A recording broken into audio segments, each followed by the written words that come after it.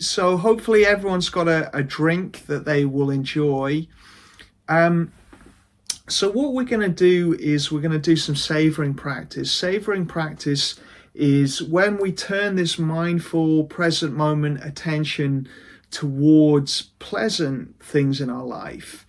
And everyone knows the well-known phrases like "stop and smell the roses," or even savor. The word, we associate it with food a lot, wine tasting, all that kind of thing.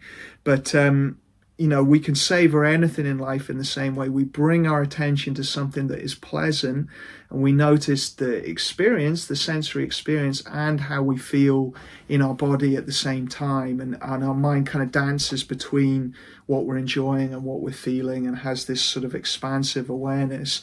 So we're going to do that now with this drink, but really we want to start doing this with more things.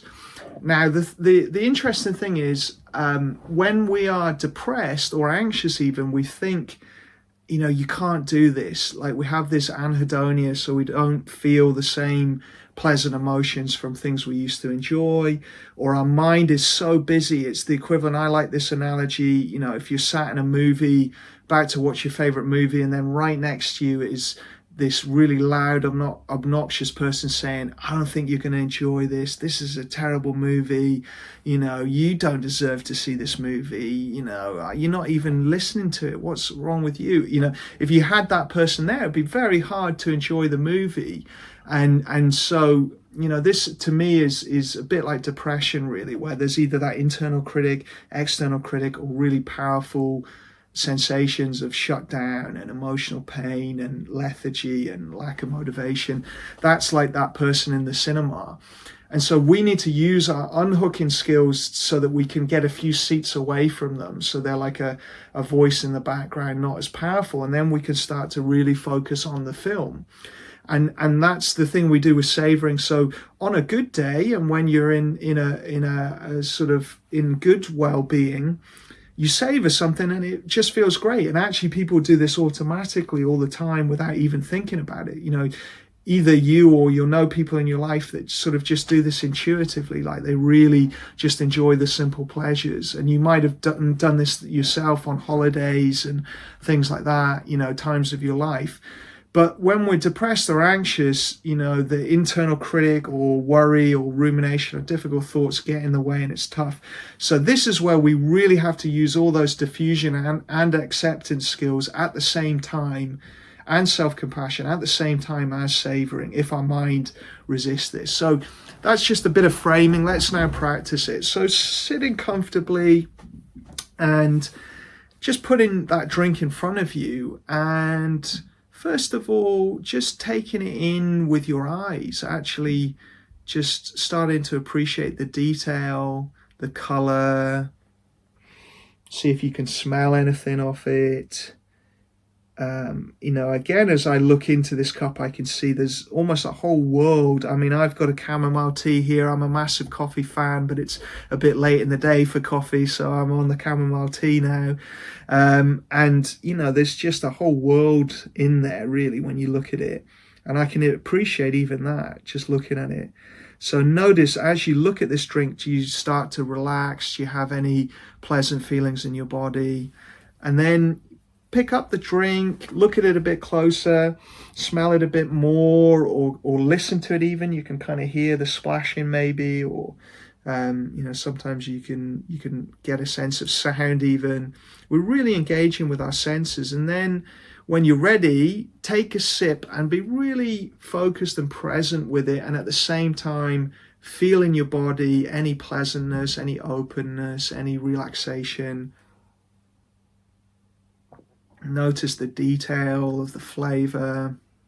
Notice, the coolness, the warmth, the tingling, the openness. And in your mind, you can do this very as a sensory experience where you're just focused on the senses, but you can also do things in your mind to help with this. So you can narrate it. You can say to yourself, this is delicious. And you'll notice you probably do that when you're enjoying something. If I notice in my thoughts when I'm really enjoying something, I'm often going, this is great, or this is amazing. So we can narrate it as well to appreciate that. We can also bring in this related skill that we're going to look at a bit more in a minute of gratitude. So I can have gratitude for this drink. Actually 100 years ago, the kings of England would have had a hard time to get a chamomile tea whenever they wanted it. And yet I can just have this any minute I like. And this chamomile tea, hundreds of people will be involved in the supply chain of this, in terms of everything that's been made, everything that's been harvested to go into this and to get it to me. So there's so much in this, and our mind dismisses all of that. We forget, we get this thing called hedonic adaptation, where we positive things or significant things, we sort of zone them out a bit once we experience them a lot. And something's really interesting to me related to this just now. I noticed my little boy, you take him into a room just now, he will always notice the difference in the room immediately. You put a new picture on the wall, he'll point at it. Something different in the room, he'll notice it. Whereas as adults, we start to zone a lot of our reality out to save resources, and it's good in a way. It saves brain energy and resources and things like that. But the problem is you lose that curiosity and that interest and that detail. But we can get it back by consciously choosing to do that. So something like this, a chamomile tea, I can get so used to drinking them that I barely notice it, but then I can use mindfulness to really tune into it. And that's what we wanted to do. We wanted to try and not, they do these amazing studies where they take, they get people to watch a basketball game, and then halfway through, a person in a gorilla suit runs across the screen, and they check how many people notice it, and no one notices it, and it's this, when they play it back, it's like this really obvious gorilla. Or they've done another study where people approach someone walking past and ask them directions, and in the middle of the conversation a piece of wood goes past to block them, and they swap a different person in, and a huge percentage of the time the person doesn't even notice that it's a different person. We use so much automatic processing to save resources. This is why holidays are so enjoyable, is often when you go into a new environment, you don't do so much automatic processing, so you see all the novelty and you get a bit more into flow. So all of this is just a way of saying, if we bring curiosity and focus on detail, we can get back enjoyment and savor things and appreciate things. And we can do this even when we're depressed, if we work with those thoughts, if we notice and observe those thoughts and come back. Our mind may well resist this, because our mind is in this defensive, depressed position where it's trying to get us to shut down and avoid life and avoid risks and avoid social situations. And so we start to enjoy, appreciate things. Our mind may well come in like that guy in the cinema and start telling us it's, this chamomile tea is no good, or you're not really enjoying it, or what's the point in this weird practice this guy's telling me to do. And we can just notice all of that, like the guy in the cinema, and just really put our attention on, this present moment, simple pleasure. And it can be such a resource in depression, because even when our external environment is really tough, there are things we can appreciate. So there are amazing examples in history. There's Viktor Frankl in the concentration camps. There's Nelson Mandela incarcerated. There's other people who've been incarcerated, or, there are people who have had paralysis, so they've only got their mind to work with, who managed to do this, who managed to savor aspects of life even in these horrendous situations.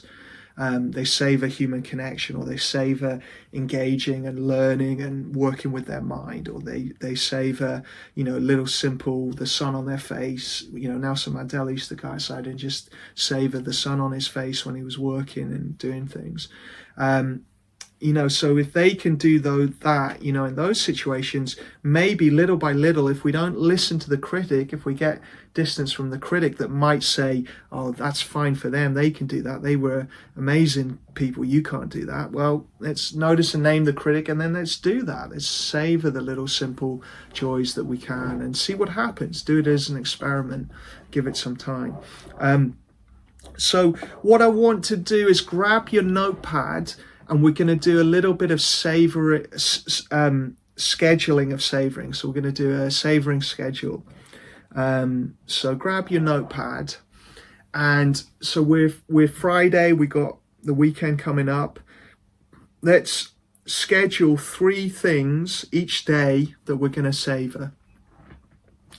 So one practice, there's 2 things that I regularly do as a kind of formal savoring practice, and then if you do that as a formal practice, it starts to just come into everyday life, and it comes into a lot of the time. So things I savor quite regularly and often as a practice is my first cup of coffee. Wonderful thing to savor, especially when you're sleep deprived, with a young baby, and then the other one is to savor a shower, because I know I'm going to have a shower, if not every day, pretty much every day, depending on how the baby's sleeping. Something like that you're going to do every day and is enjoyable. That can be the place you practice this. So a shower is wonderful. The warmth, the relaxation, the sensory experience, the being there, the relaxing. Again, something the kings of England 200 years ago couldn't have enjoyed every day. As soon as your shower breaks, you realize how much you take it for granted, right? If you've ever had that experience of your shower suddenly is just cold or doesn't work, you think, God, I really took that for granted.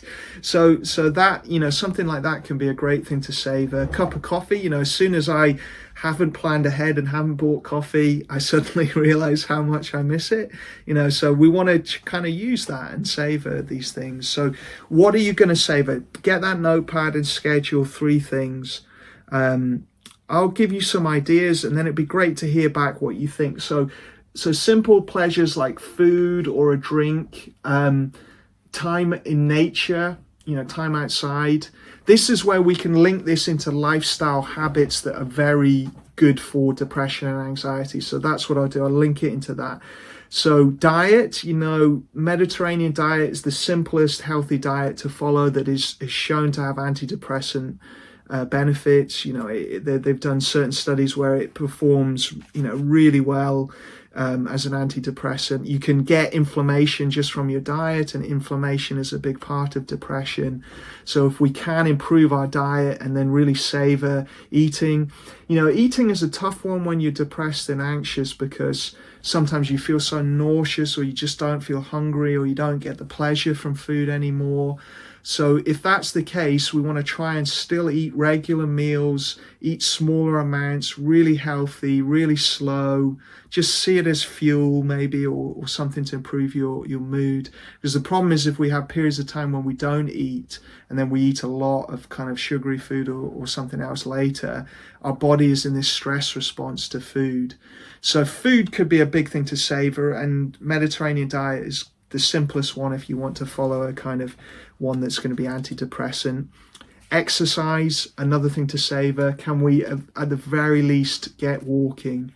Humans are designed to walk really well. That's one of our our main things that's really great for us. So can we get out? Can we do a 5-minute walk, then a 10-minute walk, then a 20-minute walk? Getting outside, getting sunlight, getting in nature, all these things are antidepressant as well. And so we can savor them, go out and look around you, notice the trees, notice the sun, notice the air, notice how you feel. And you might feel just tiny glimmers of pleasant emotion. It won't be very defined or strong.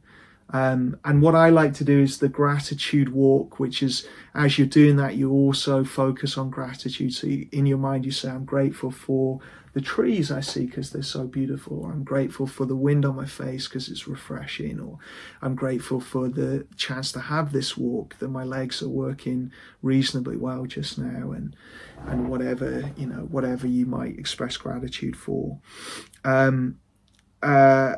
We can savor other lifestyle things that are good for us. So after exercise, we can savor. That's the other thing with exercise. Once we have done exercise, we can savor the achievement, the buzz, the relaxation that comes afterwards. Sleep is key for depression. Now, it's really tough And I'm going to do a practice in a minute with gratitude for sleep. But we can actually savor, relaxing, lying in bed, and hopefully a good night's sleep. If you're having trouble with sleep, still, we'll do a practice in a minute that hopefully will help a bit with that. We've got social connections is a huge one for depression. Can we savor being with other people, just focusing, just listening on them? If we're really in depression and the critic is there and it's really hard to be with people because our mind is being really tough on us or the world, then can we just focus on that other person and just be present and listen and savor and enjoy that? Sunlight, we've said that with the walking outside. So there's some of the key ones. We've got sleep, we've got diet, we've got exercise, we've got time outdoors in nature, and we've got people. So they might be all things to savor, and they're going to be 5 key areas that are all going to have antidepressant qualities. Yeah. And novels are good for that. We really access empathy and we get into someone else's world. Can be really difficult to do when you're depressed because your mind wanders off or it's hard to concentrate. But if you practice reading and keep, like a mindfulness exercise, keep bringing your attention back every time it wanders, that can be a really useful thing for recovery and kind of getting better. Lovely points. Get those savoring schedules worked out, and see what happens as you do that. At the very least, just practice being concentrated on what you're doing to savor. Even if you don't feel the pleasant emotion, just practice being focused and engaged. Because the better that we get, we can actually access flow states, which flow states are these states of deep concentration and absorption where we sort of lose time and lose a sense of self. So people report them as being the most enjoyable things in our life. So if we work on concentration, we can get even a little taste of that, even if we're not feeling a lot of happiness and joy in what we're doing yet, we can work at that.